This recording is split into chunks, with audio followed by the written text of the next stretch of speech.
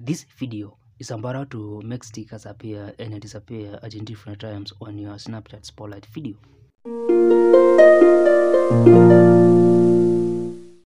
Now, after adding your sticker, you can first move it to where you want it to be on the video screen. You can also change its size or even rotate it. And after that, you need to tap and hold on your sticker, then choose set duration. And below here, if you want your sticker to appear at the start of a video, you need to drag this timeline bar to this first section. And if you want your sticker to appear at the middle or at the end of a video, you just need to drag the timeline bar to the middle section or to the last section respectively. And you can always add more than one sticker and set when you want them to appear and disappear on your video. And after setting durations for your stickers, you can also pin them at certain points on your video screen.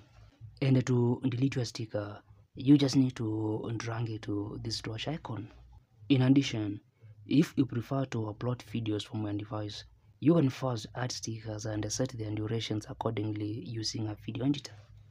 Now, if you find this video helpful, like it, and if you want to grow and succeed on Snapchat and other social media platforms, ensure you subscribe to this channel for more videos.